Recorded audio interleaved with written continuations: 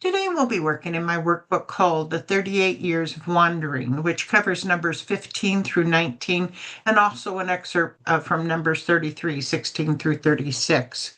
Looking at the table of contents, we looked at there were laws of grain and drink offerings, where basically there are grain and drink offerings with every type of offering they give. Then there's laws for unintentional and intentional sins, and also then we finally talk about the tassels on the prayer garments, and that's basically because with 613 rules that you needed to remember, this was a way to remember them. Now we get into the rebellion of Korah and his allies. Uh, they were upset that Moses was still being the leader, and Korah, being part of the Levi tribe, thought he should be the leader. And so his allies all stand up and say, "Why are you the leader all the time?" and so Moses he says, "Fine, you bring all your censers in the morning, and we'll see what happens." And so now in chapter 4, we're going to see the cost of that rebellion.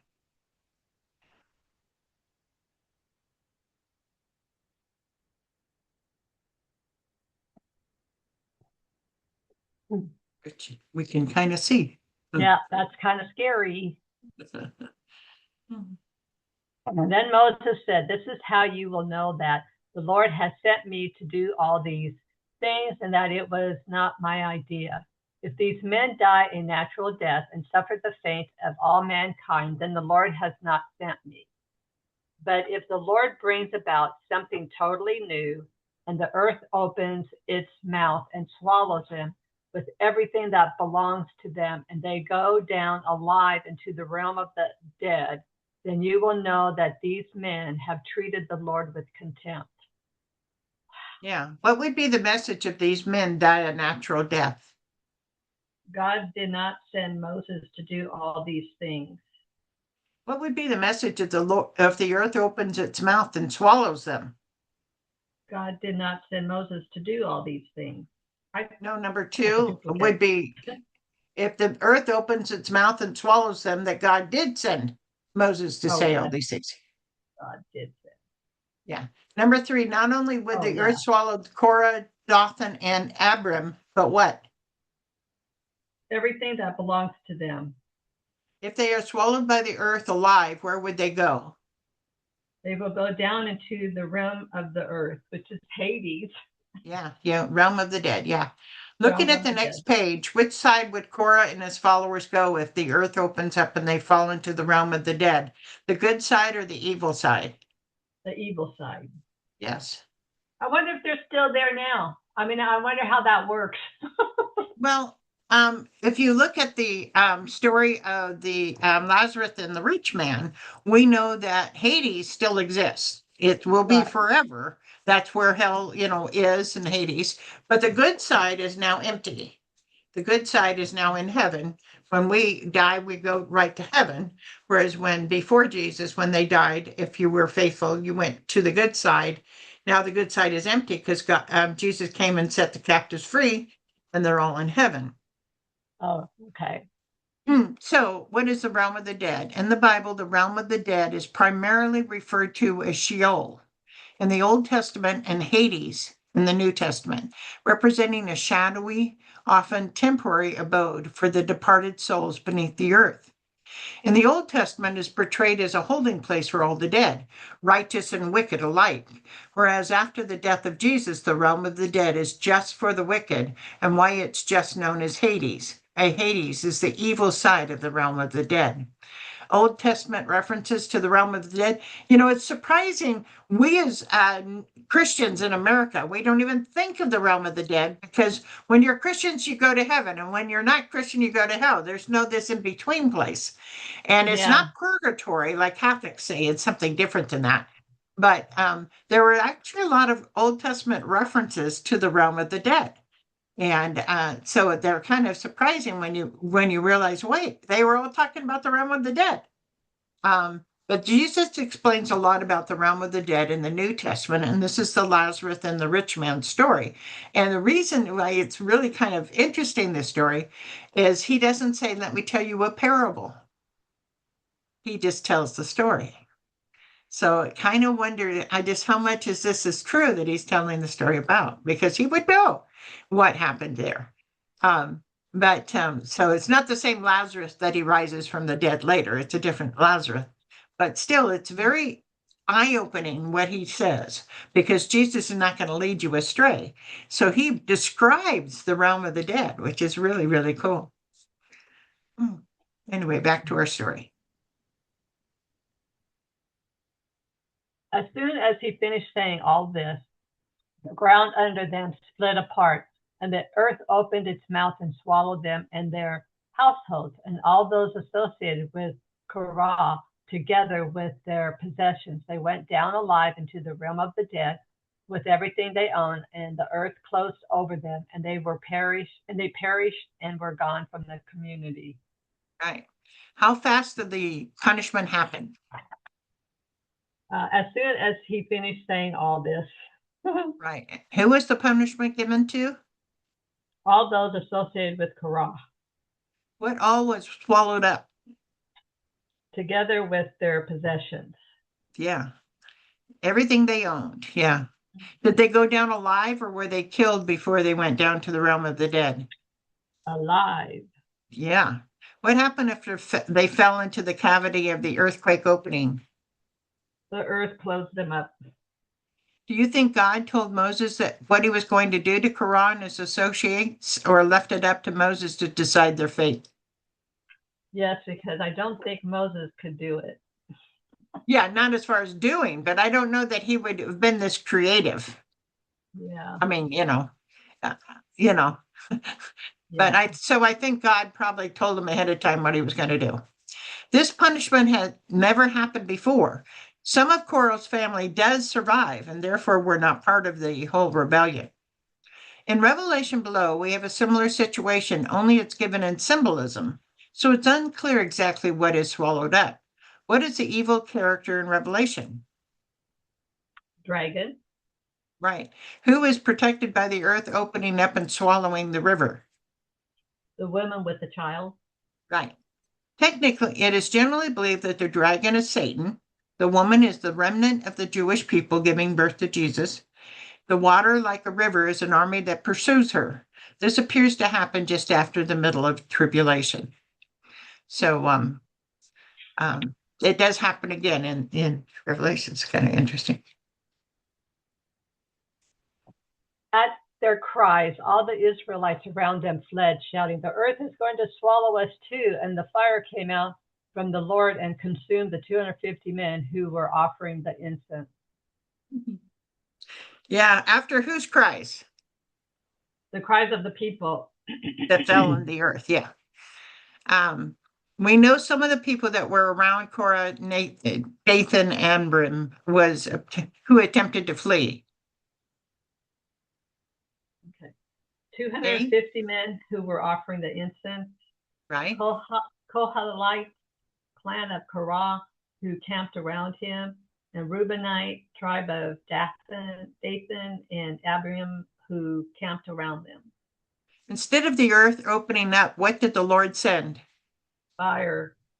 Right. So he caught everybody that was involved in this. Of all who might have fled in fear, who were the ones who were consumed? 250 men with the censers. Right. What are some of the misguided thinking of the 250 men? A, Numbers 16:10. Moses said to them, "You are trying to get the priesthood." Right. And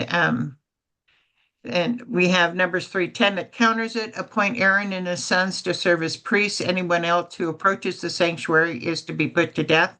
And Numbers 16:3, they came as a group to oppose Moses and Aaron and said to them, "Why do you set yourselves above the Lord's assembly?" Yeah, when the people saw the thunder and lightning and heard the trumpet and saw the mountain and smoke, they trembled with fear. They stayed at a distance and said to Moses, "Speak to us yourself and we will listen. Do not have God speak to us or we will die." So, yeah, their thinking was misguided.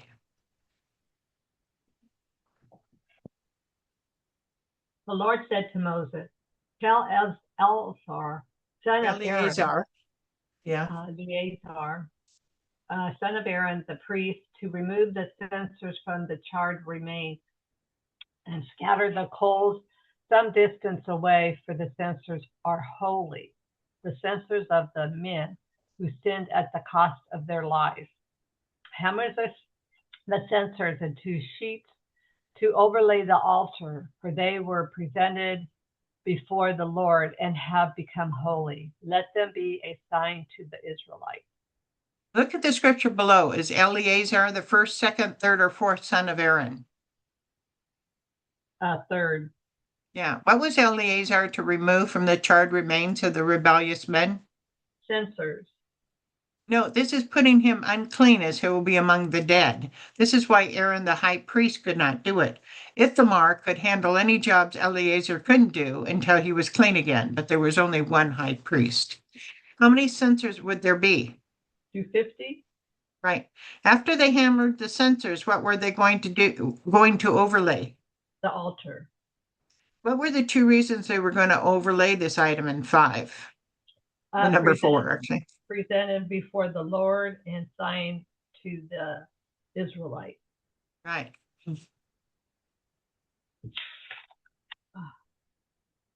So Eleazar, the priest, collected the bronze censers brought by those who had been burned to death, and he had them hammered out to overlay the altar as the Lord directed him through Moses. This was to remind the Israelites that no one except a descendant of Aaron should come to burn incense before the Lord, or he would become like Korah and his followers. Now we know what the censers were made out of. What were they made out of? Bronze. Right. Looking at the scripture below, what is the altar of incense made out of and overlaid with? Acacia wood overlaid with gold. Right. Acacia wood overlaid with gold. Yeah. This was to remind all the Israelites what? No one except a descendant of Aaron should come to burn incense before the Lord. What happened to the 250 burned bodies?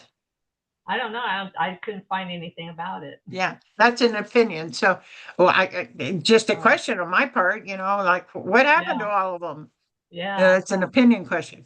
Interestingly, the altar of incense is in the tabernacle. So who are the only ones who could see it? The priest. Therefore, how could it be a memorial if no one sees it? Here are some thoughts on this. Watching Eleazar making the bronze sheets was the reminder as they all watched him do it. The smell of incense from the altar would remind all the Israelites what happened. It was not the altar of incense, but the bronze altar of sacrifice that the hammered sheets of bronze were overlaid on so that everyone could see. Based on above, what do you think is the answer? See?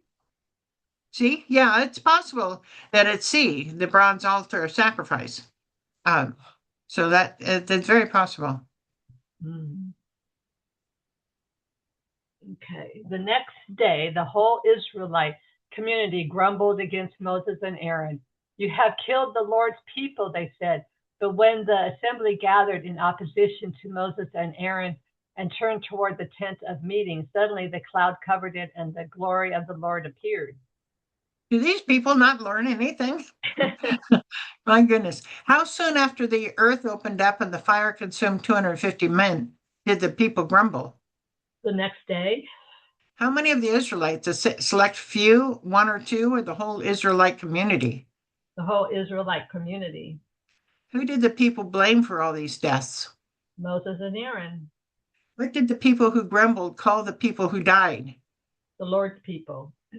Where was the assembly? Where were the assembly, Moses and Aaron? Toward the tent of meeting. Right. What covered the tent of meeting? Cloud. And who appeared from the cloud? The Lord. What do you think the Lord will do? A wrath will come over them. Probably, yeah. I mean, just how many times are they going to grumble? Who do they think they're working with? Then Moses and Aaron went to the front of the tent of meeting. And the Lord said to Moses, get away from this assembly so I can put an end to them at once. And they fell face down. Then Moses said to Aaron, take your censers and put incense in it, along with burning coals from the altar, and hurry to the assembly to make atonement for them. Wrath has come out from the Lord. The plague has started. What did Moses and Aaron again do for the people? Fell face down. What did God want to do? Wipe out all Israelites. Yeah. Hearing directly from the Lord, Moses directed Aaron, the high priest, what to do. Let's go ahead and fill the 4. Take your censer, put incense in it, and along with burning coals from the altar, hurry to the assembly of people and make atonement for them. Due to the wrath of God, what had started? The plague. Mm-hmm. So Aaron did as Moses said and ran into the midst of the assembly. The plague had already started among the people, but Aaron offered the incense and made atonement for them. He stood between the living and the dead, and the plague stopped. But 14,700 people died from the plague, in addition to those who had died because of Korah. Then Aaron returned to Moses at the entrance to the tent of meeting, for the plague had stopped. What had started among the people when Aaron ran into the midst of the assembly? The plague.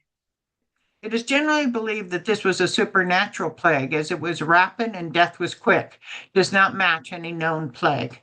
You know, I kind of have to say to the people, okay, you may disagree with God, but he is God. So my goodness, what do you think he's going to be able to do compared to you? It's kind of like, based on Numbers 16:45, how fast did God want to kill the people assembled? At once. Right. When Aaron ran among the people, what did Aaron offer and do? The incense and made atonement for them. Aaron was an intercessor between the living and the dead, much like Christ is for us today. How many people died from this plague? 14,700. How many people died from the fire? 250. And how many ringleaders of the rebellion died? 3. Yeah, a lot of people. Yeah. Okay, so 5, if the earth opens its mouth and Swallows them, then you will know these men treated God with contempt. 6, what the realm of the dead is called in the New Testament. Hades. 9, lastly, the Lord sent a plague among the people. 10, there is some question as to which altar was overlaid, the altar of incense or the altar of sacrifice. Right. 12, who removed the censers from the charred remains? Eleazar. 1 down, the earth swallowed all those associated with Korah together with their possession. 2, what were the censers made out of? Bronze. 3, how quickly did the Israelites complain after fire consumed the 250? The next day. Yeah. 4, if these men die a natural death, then the Lord has not sent me. Number 7, fire came out from the Lord and consumed the 250 men who offered the incense. 8, hammer the censers into sheets to overlay the altar. 11, the name of the realm of the dead in the Old Testament. Sheol? How do you pronounce Sheol. that? Yeah. Sheol. 13, after Korah and his associates were swallowed up, the earth closed over them. So yeah, that's